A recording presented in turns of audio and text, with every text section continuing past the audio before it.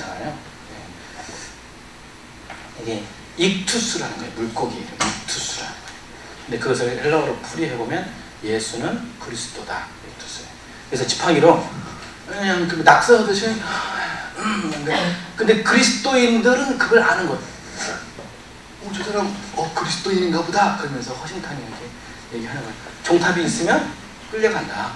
그리스도인이라는 정체와 간판을 내걸면 쫓겨난다. 그래서 이게 초대교회 원래 이스라엘은 집 구조가 이래요.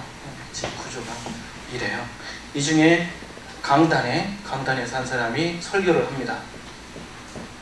콩나물 시루처럼 이렇게 빽빽하게 앉아 있습니다. 여러분이 이 사람들이 돼야 돼요. 그 현장에서 설교를 들으시는 거예요.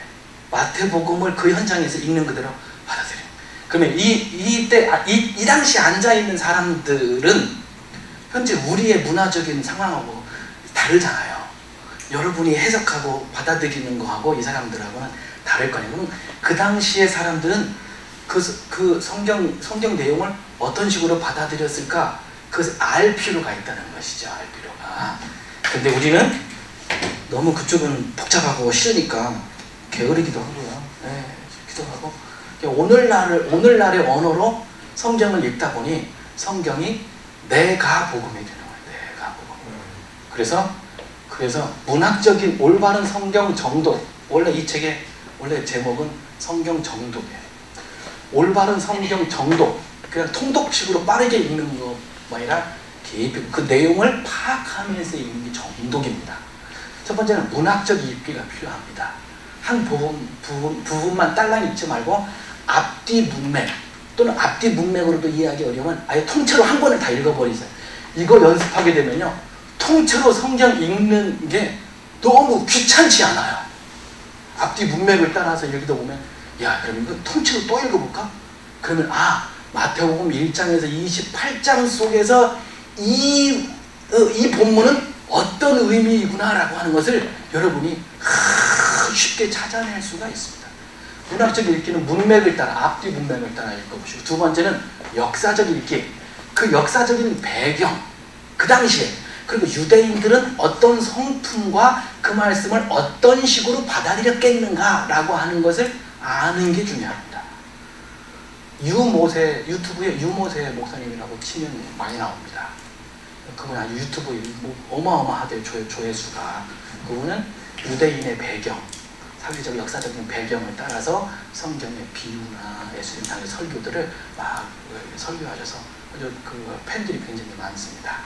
이게 이게 역사적인 배경, 그 유대인의 입장에 대해서 성경 수신자 입장에 대해서 읽어보니 저자의 의도를 알게 됐어요. 여기서 저자의 의도와 예수님의 메시지를 이제 알게 됐어요. 그러면 다시 문맥을 따라 읽어보면 이걸 모르고 읽었을 때와 다른 완성된 문학적 읽기가 나옵니다.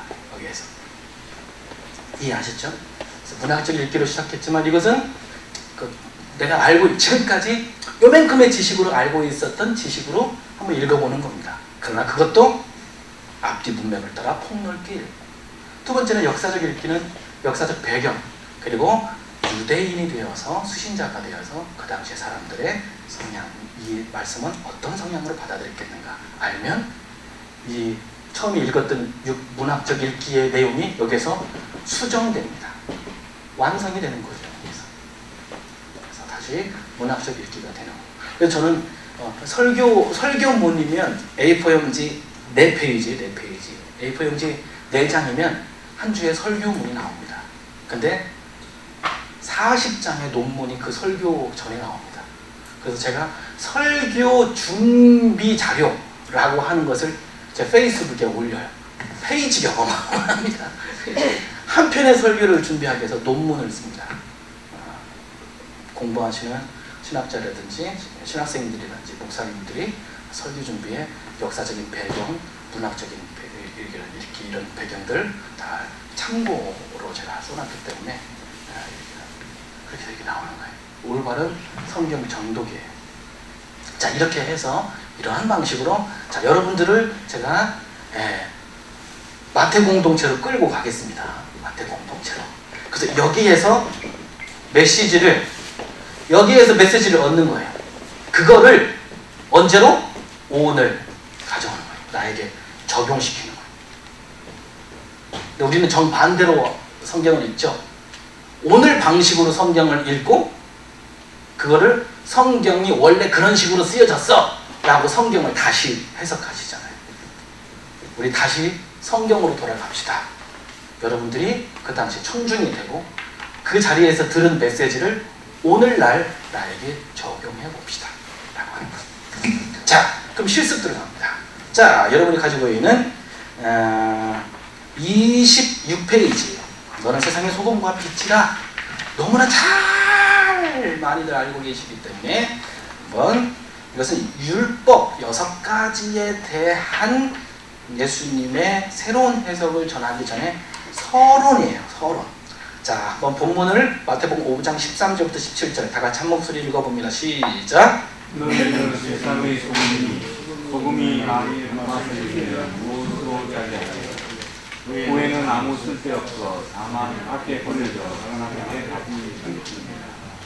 너희는 세상의 빛이라 상위에 있는 동네가 숨겨지지 못할 것이요 사람이 등불을 켜서 마을 아래 두지 아니하고 분명히 이러므로 저만 모든 사람에게 빛이 있으나 이같이 너희 빛이 사람 앞에 비치게 하여 그들로 너희 착한 행실을 보고 하늘에 계신 너희 아버지의 영광을 보느니라. 내가 율법이나 선지자를 폐하라고 생각하지 말라. 폐하라고 하지 아니요 완전하게 하려 합니다. 네, 잘 읽어주셨습니다. 자, 다음 페이지 한번 보십시다. 이제 들어가는 거예요. 예수님께서 오늘 이렇게 설교하셨다라고 마태가 인용을 한 거예요. 즉, 왜 이렇게 설교를 길게 하셨어? 아, 예수님 그 당시에 한번 설교하시면 5시간, 6시간 하셨나 보다. 산상보훈도 얼마나 깁니까? 그게 아니고요. 예수님이 오늘 분당에서 여기 소금 설교하고, 그 다음에 수원에서 그 등불 설교하고, 서울 영등포에서 가늠하지 말라 설교, 그 예수님의 설교만 꼬라이 모은 거예요. 무슨 말씀인지 아시겠죠? 설교 수집해서 모은 거예요. 그래서 마태오는 설교를 모아서 한 설교들이 몇 편으로 나뉘어져 있다고요? 모세오경처럼 5편으로 나뉘어져 있어요. 그래서 전도 설교 따로, 이렇게 산상수훈 따로, 설교 메시지들이. 전도 설교 선포 그런 설교는 어떻게 메시지 내용이 전도해라, 선교해라, 그런 주제별로 이렇게 나눈 거예요. 그래서 그 중에 첫 번째 설교 뭉탱이가 산상보훈입니다. 자, 그러면 예수님께서 너희는 세상의 소금임의 빛이다 라고 했을 때 이 설교를 듣는 마태 공동체 유대인들은 무엇을 떠올렸냐면 민수기 6장에서 있던 아론의 축복문과 내용이 상통하네 라고 유대인들은 듣고 있는 거예요. 그 당시 유대인들은 뭘 떠올렸다고요? 아론의 축복문.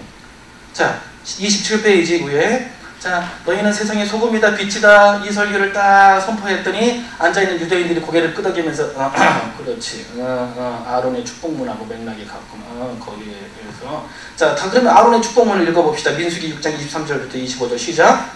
아론과 그의 아들들에게 말하여 이르기를 너희는 이스라엘 자손을 위하여 이렇게 축복하여 이르되 여호와는 네게 복을 주시고 너를 지키시기를 원하며 여호와는 그의 얼굴을 네게 비추사 은혜 베푸시기를 원하며. 듣는 청중들은 그렇게 떠올렸다는 것이죠. 여러분들은 그럼 제가 여러분들 아시죠? 봄에 피는 진달래꽃 아시죠? 하면 여러분들 진달래꽃 하면 뭐가 떠올라요? 뭐가 떠올라요? 옛날에 뒷산에 가서 진달래 꽃잎을 따먹던, 푸대자루에 담던 그런 스토리를 겪어보신 분은 그렇게 하기도 하고, 또 진달래꽃이라는 노래도 기억나시는데 떠오르는 게 있을 거 아니에요? 그죠? 그러면 이 말씀을 소금과 빛의 이야기를 할 때 유대인들도 딱 떠오르는 게, 제일 먼저 떠오르는 게 아론의 축복문이에요. 왜? 수백 년 동안 그들은 이 축복문으로 어떻게 살아가는 하나님의 메시지를 담고 있었기 때문에 그렇죠. 자, 어떤 걸 그러면 떠올렸을까? 거기에서 고대 히브리인들은요, 민수기 6장 24절에 아론의 축복문에서 거기서 지킨다라고 하는 단어에서 소금을 떠올렸고요. 비춘다라는 단어에서 빛 등불을 떠올립니다. 소금과 빛이라는 단어는 아론의 축복문과 긴밀히 연결되어 있으며 하나님의 백성의 삶과 행동에 밀접하게 관련되어 있습니다. 자, 그렇다면 소금, 고대 히브리인들은 자신들을 세상에서 소금 같은 존재라고 인식하며 살았는데 소금은 무슨 의미다? 따라서 부, 재산. 옛날에는 물물 교환을 소금으로 해서 너무나 귀하니까 쌀 대신에 소금으로 이건 100만원어치다, 10만원어치다. 부를 상징, 소금을 많이 쌓아놓으면 부자, 부를 상징하는. 근데 이런 부를 쌓아놓는 게 아니고 이것을 어떠한 용도로 쓰라는 율법으로 아론의 축복문을 이스라엘 사람들은 이해했는데 뭐냐면 재물은 가난한 사람이나 고아나 과부들을 구제하도록 자선을 베풀기 위한 것으로 그들은 인식했다는 것이에요.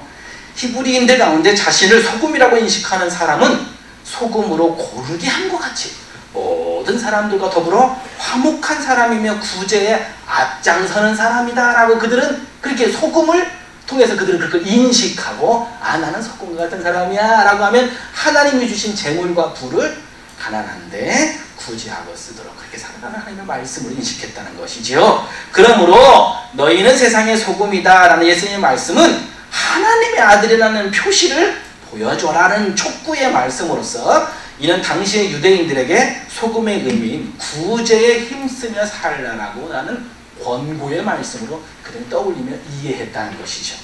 여러분들은 이렇게 이해해 보신 적 없으시죠? 여러분들은 한국 사람이라 그래요.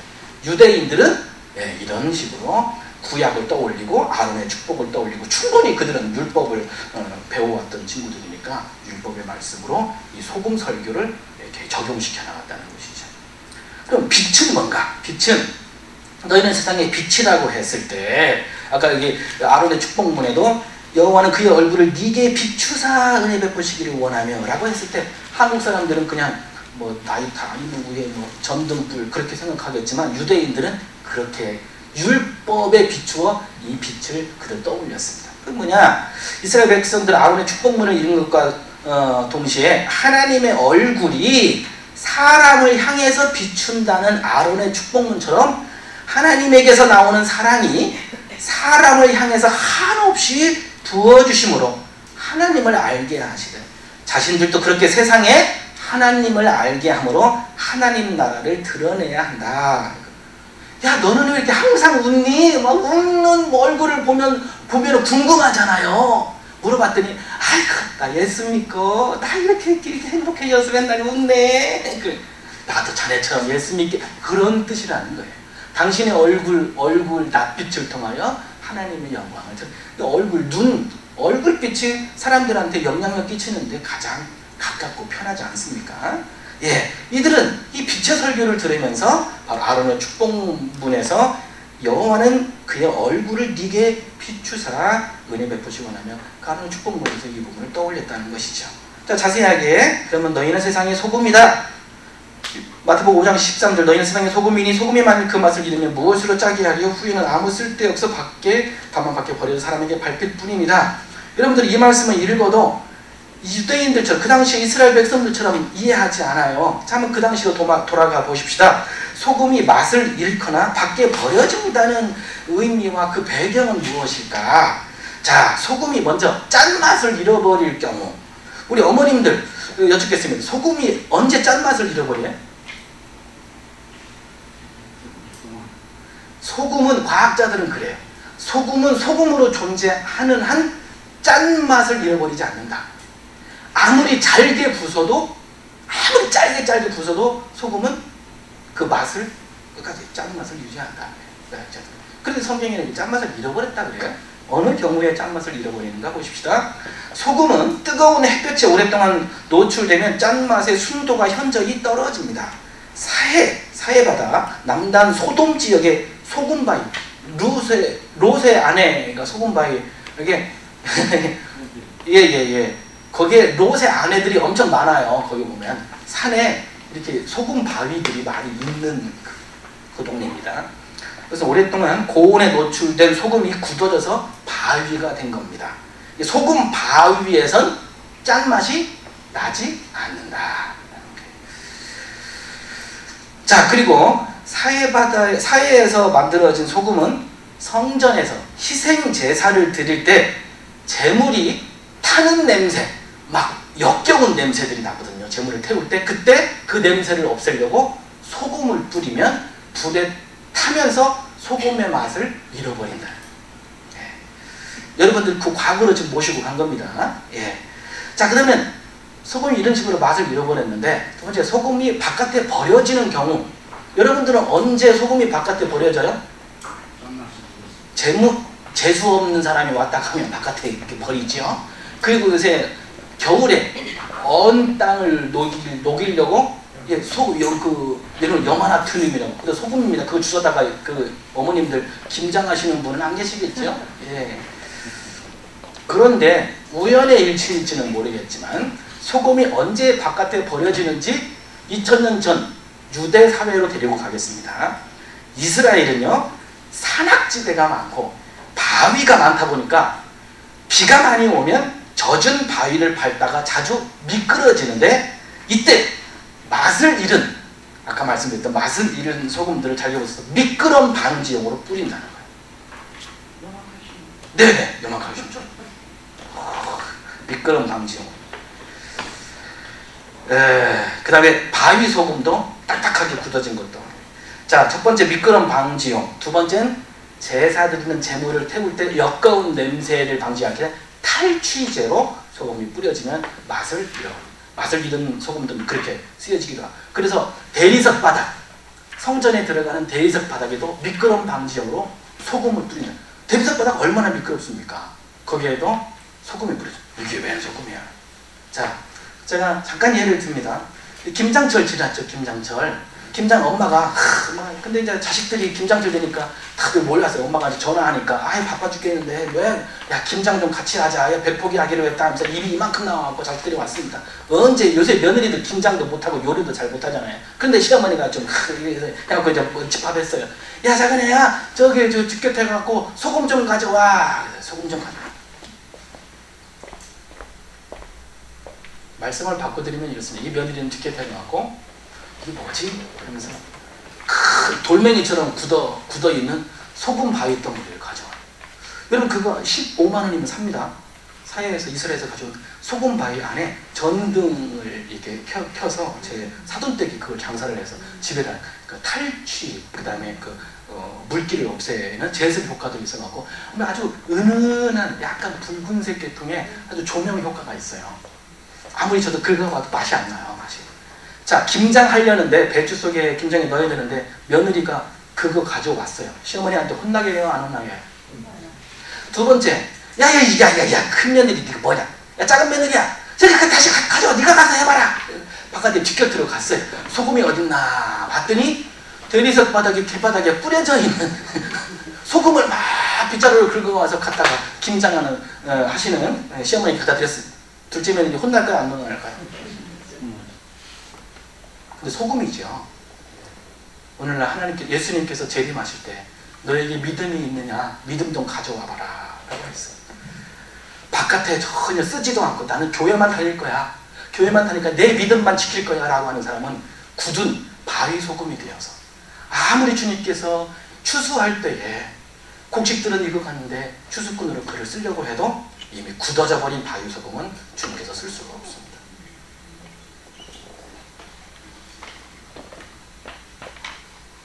그리고 다른 음식에 들어가거나 나는 교회만 믿고 나는 교회만 다니까 할 거야. 아이고 저런 사람 담배 피고 술 마시고 그런 사람들 싫어 왼수 같은 새끼 저주 받을지어다 사탄의 자식들이야 라고 한 평생을 그렇게 살아왔어요. 주님께서 재림하실 때 그를 부릅니다. 또 믿음 있느냐? 소금 좀 가져와 봐라. 그랬더니 예! 거룩하고 깨끗한 소금을 다 가져옵니다. 여러분, 소금은 다른 음식에 들어가서 자기의 몸을 해체하고 자기의 정체성을 해체합니다. 소금 한 주먹 너무 좋다고 한 주먹 입에다가 넣는 사람이 어디 있어요? 그러나 김장에 넣고 어디에 반찬에 어디에 넣으면 얼마나 맛있는 요리가 됩니까? 야, 여기 김장 참 맛있다고 하지 누가 소금 맛있다고 하는 사람 누가 있어요? 소금은 이름도 나타나지 않습니다. 음식에서 찌개 맛있다고 할 뿐이지 찌개 속에 넣은 소금 참 맛있다고 하는 사람 누가 있어요? 자기의 정체성, 자기의 모양이 다 해체되고 다 녹아지더라도 세상 속에 다 걸어서 그래 지금까지 술 처먹고 그렇게 방탕하게 산 사람이 여러분들이 들어가서 맛을 내므로 말미암아 하나님의 사람으로 변화돼서 오게끔 하는 것이 소금의 삶인데 바로 이럴 거예요. 주님 오실 때 그 쓸모없는 맛도 안 내고 해놓은 소금은 버려서 길가의 사람들한테 밟히게 될 거예요. 그래서 예수님이 오실 때 이거 경고인 이게 산상보훈이 나온 거예요. 마태복음 7장 자 이긴 거예요. 그런 소금을 어찌 음식 맛을 내는 데 쓸 수 있겠는가. 그러나 잔치 음식에 짠맛을 내고자 소금을 찾을 때 바위 소금이 산처럼 쌓여 있고 길바닥에 널려 있어도 그 소금이 무슨 소용이 있겠는가. 마태복음 7장 22절 23절 똑같은 말씀 하셨습니다. 주님의 말씀 읽어봅시다. 시작. 그날에 많은 사람이 나더러 이르되 주여 주여 우리가 주의 이름으로 선지자 노릇하며 주의 이름으로 귀신을 쫓아내며 주의 이름으로 많은 권능을 행하지 아니하였나이까. 그때 내가 그들에게 밝히 말하되 내가 너희를 도무지 알지 못하니 불법을 행하는 자들아 내게서 떠나가라 하리라. 소금한테 하는 얘기 아닙니까? 소금한테. 유대인들은 하나님의 선민, 선택받은 백성이라는 선민 사상이라는 소금을 다 가지고 있습니다. 그러나 세상 사람들 가까이 하지 않습니다. 저를 따라서 불가촉 천민.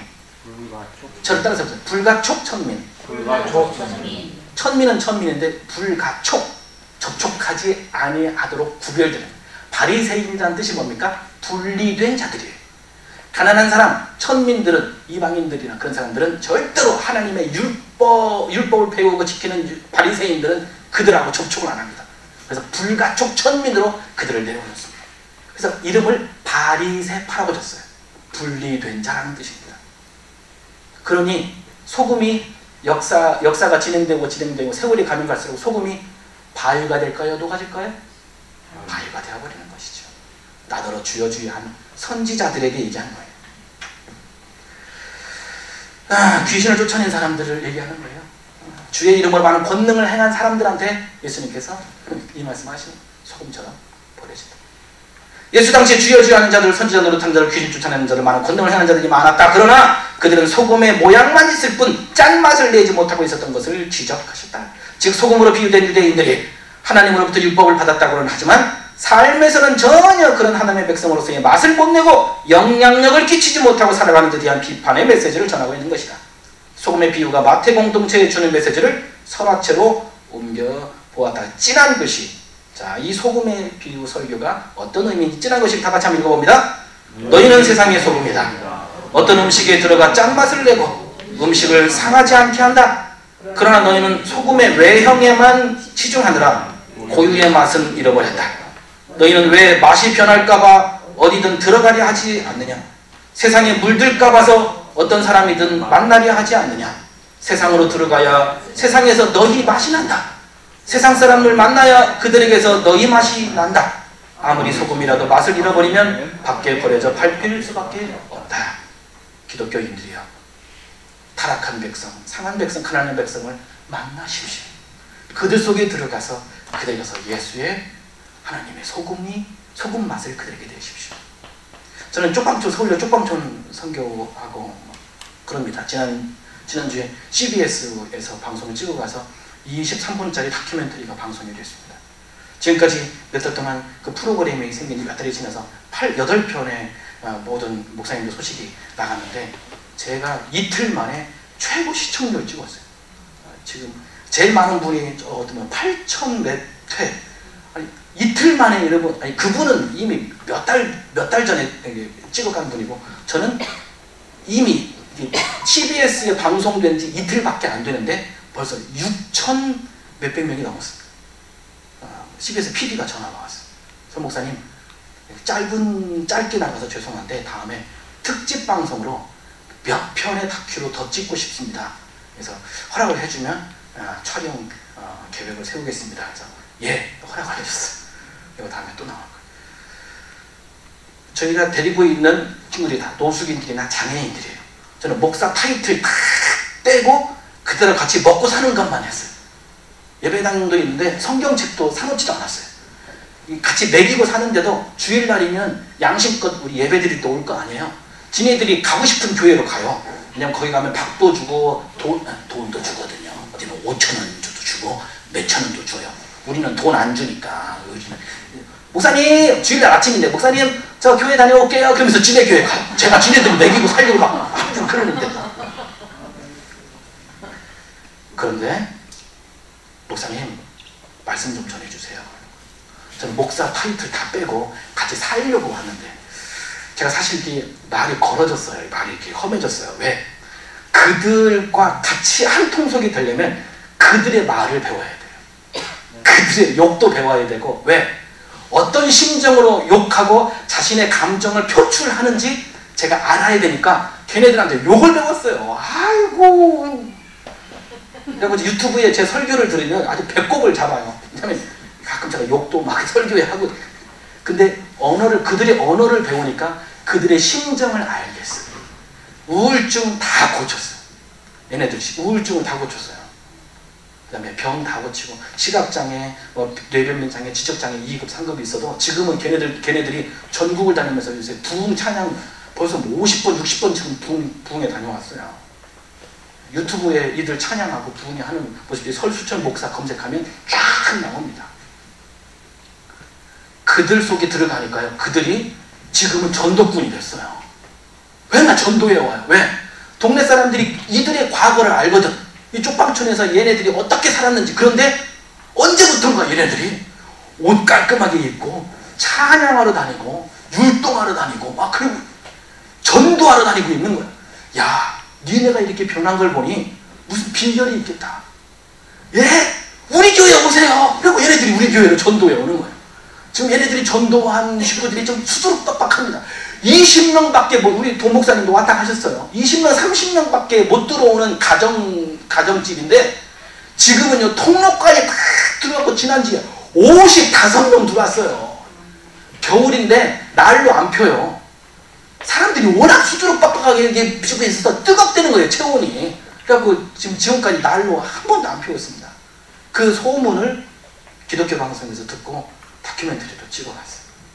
어떻게 목회를 하길래 얘네들이 이렇게 정신병 고치고 우울증 고쳤나 하더니 목사가 자기 타이틀 목사인 거 정체를 다 버리고 얘네들처럼 같이 욕하고 같이 웃고 같이 놀고 같이 먹고 자고 하니까 얘네들이 목사를 닮아가더라고요. 그 중에 영상에 나온 이게 11조 깡통 전도사가 있어요. 시각장애인 워십하는 자매인데 깡통을 죽겠다는 거예요. 왜? 그동안 이제 70만원, 50만원 어디 가서 돈 벌 때는 11조를 냈는데 거기에서 1년 이상 주지 못한다고 잘렸어요. 작년에. 올해 6월 말에. 근데 목사님 11조는 내고 싶은데 제가 길거리에서 깡통을 캔을 주워갖고 팔아서 11조 드리겠습니다. 그래갖고 깡통을 매일 길 가서 줍는 거예요. 한 담을 주워서 팔면 저는 한 3만원, 4만원 나올 줄 알았는데 3천원 나옵니다. 그만큼에도. 그런데 하나님께 드리고 싶어서 설 목사님이 노숙인들한테 베푸는 것처럼 나도 그 일에 동참하고 싶다고 깡통 3천원 팔아서 11조 봉투에 팍 넣어서 그걸 헌금하는 거예요. 이 11조 깡통 전도사가 있어요. 여러분, 여러분이 녹아지고 여러분이 내려지니까요. 여러분, 그들이 누구를 본받아 오겠어요. 그래서 목사를 본받으면서 예수님을 본받게 되고 이제 예수 전도꾼이 되는 것이죠. 그게 소금의 삶이라는 것을 오늘 이 예수님의 말씀을 통해서 그렇게. 자, 그러면 너희는 세상의 빛이다 라고 했을 때 그들은 어떤 방식으로 또한 이 말씀을 들었을까? 본문을 먼저 한번 읽어봅시다. 5장 14절부터 16절 시작. 너희는 세상의 빛이라. 사이에 있는 동네가 숨겨지지 못할 것이요 사람이 등불을 켜서 말 아래에 두지 아니하고 등경 위에 두나니 이러므로 집안 모든 사람에게 비칩니다. 이같이 빛이 사람 앞에 비치게 하여 그들은 너희 착한 행실을 보고 하늘에 계신 너희 아버지께 영광을 돌리게 하라. 자, 이해를 돕기 위해서 평행 본문이 공동 번역으로 읽어봅니다. 공동 번역으로. 마가복음 4장 22. 평행 본문이란 이 같은 비슷한 본문을 마가복음이나 누가복음, 요한복음에 이렇게 같이 쓰고 있는 본문을 평행 본문이라고 합니다. 마가복음 4장 22 공동 번역으로 우리말로 쉽게 이해하시라고 공동 번역이 있습니다. 읽어볼까요? 예수님께서는 또 이렇게 말씀하셨다. 등불을 가져다가 뒷박 아래나 침상 밑에 두는 사람이 어디 있겠느냐? 누구나 등경 위에 얹어놓지 않느냐? 감추어둔 것은 드러나게 마련이요 비밀은 알려지기 마련이다. 예, 등불의 비유가 소금의 비유와 공통점도 있지만 차이점은 소금이 내면, 마음, 내면, 정신적인 부분, 심성에 대한 부분을 강조한다면 등불은 밖으로 불타오르는 외적인 행동을 말합니다. 행동의 영향력. 심성으로 영향력을 끼치는 것도 있어요. 표정으로, 눈빛으로, 밝은 낯빛으로 영향을 미치는 것도 있지만 그의 삶, 행동으로 사람들에게 영향력을 끼치는 경우도 있는데 바로 등불은 행동으로 영향력을 끼치는 거예요. 그 당시에 헬라 문화에서 유대인들이나 헬라 사람들은 이 시장의 이 등불의 비유를 이들은 비슷한 내용으로 알고 있었어요. 뭔 내용이냐 그러면 이스라엘 사람들도 우리 시대의 사람들처럼 일과가 마치면 집으로 퇴근하면서 시장을 가끔 들립니다. 그래서 사과도 사과하고 과일도 사과하는데 오늘날처럼 우리는 시장 가면 사과를 피라미드처럼 쌓잖아요. 피라미드처럼. 제가 이것을 왜 아냐면 저희 외삼촌이 과일 장사 하시는데 그런 식으로 과일 장사를 한다는 거예요. 오늘 팔다가 못 판 과일들은 그 피라미드처럼 쌓는데 맨 밑바닥으로 숨긴다는 거예요. 숨긴다는 거예요. 그래서 팔아야 되니까. 그래서 맨 밑에 있는 것은 멍든 거, 깨진 거 그런 것들이 숨겨져 있어요. 여러분 조심. 주부들은 아실 거예요. 주부들은. 그런데 이 사람이 오늘 또 퇴근하면서 시장에 들려서 사과를 사가려고 하는데 주인을 불러. 주인 아저씨 퇴근 시간이라 빨리 어둡기 전에 빨리 이거 사과가 걸렸는데 사과지 한 뭉탱이 주시오. 예, 감사합니다. 스톱. 그런데요, 지난주에 똑같이 사과 뭉탱이를 사갔는데 집에 갔다가 마누라하고 애들한테 저 못된 아버지라고 욕먹었습니다. 왜 했더니 지금은 멀쩡한 것처럼 보이는데 집에 가서 이렇게 떠들어 봤더니 멍들고 깨지고 막 뭐 곰팡이라고 그런 것들이 몇 개 있었디다. 아니 주인 아저씨 여기 그 다른 가게들은 지금 등불 켜갖고 퇴근 시간에 어두컴컴한데 등불을 켜는데 아저씨는 이렇게 등불도 안 피고 있습니까? 등불 좀 켜놓으시면 제가 이거 사과 좀 많이 좀 사가겠습니다. 아이고 예 사과 좀 많이 사주십시오. 그러면서 등불을 어디서 꺼냈어요? 뒷방 밑에서. 누가 보면 이 평행본문을 상 아래에서 물건의 진열대 밑에 등불을 놨다는 거예요. 상 아래 두지 아니하고. 여기 성경에 뭐라고 나왔어요? 상 아래 두지 아니하고 등불을. 근데 상 아래 과일 진열대 상 아래에 등불을 거기다 등불이 딴 데 있는 것도 아니었어. 일부러 안 킨 거예요. 팔아먹으려고. 나의 정체성을 지키려고. 그리고 그 사람이 등불을 켜자 밑에 숨겨져 있는 썩은 죄악들이 드러나기 시작하는 거예요. 유대인들은 자신들이 세상에 물들까봐 지킨다고 하지만 그들의 원래 속에 썩어 있는 부분들, 그런 부분들이 드러날까봐 그들의 정체를 세상에 밝히지 않아요. 오늘 크리스천들도 마찬가지입니다. 내가 회사에서, 학교에서 왕따 당할까봐, 진급에서 보류될까봐 내가 그리스도인이라는 것을 숨기고 살아가는 사람들이 얼마나 모르는지 모릅니다. 자신의 정체성을 대박으로 감춰놓고 상 아래 감춰놓는. 그러나 크리스천들이 더더욱 세상에서 내가 예수 믿는 사람입니다 자신을 드러날 때 세상의 죄악들은 줄어들 것이고 세상의 그런 모든 어두운 것들은 다 밝아지게 될 겁니다. 여러분 자신을 정체를 드러내십시오.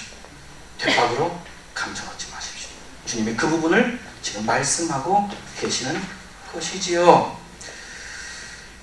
등불을 켜서 등경 위에 올려놓는 순간 감추려 한 것과 비밀들이 드러나게 된다라고 하는 것이 시장의 비유의 교훈인 것이지요. 그래서 어떤 결론을 예수님이 내려주셨다고요? 31페이지 중간에 마태복음 5장 16절, 이게 예수님이 정리하시고자 하는 내용입니다. 마태복음 5장 16절, 이같이 시작. 이같이 너희 빛이 사람 앞에 비치게 하여 그대로 너희 착한 행실을 보고 하늘에 계신 너희 아버지께 영광을 돌리게 하라. 이게 오늘날 기독교인들의 전도법입니다. 이제 길거리에서 전도지를 나누어져서 전도하는 시대는 저는 끝났다고 봅니다. 여러분의 삶, 변화된 삶을 통하여 야 나도 네가 변화된 모습처럼 나도 변하고 싶다. 그들이 제발로 여러분의 얼굴만 보고도 여러분의 행동만 보고도 따라서 교회로 찾아오는 진정한 전도가 오늘날에 필요하지 않나? 이 말씀을 통해서 깨닫게 됩니다. 입니다.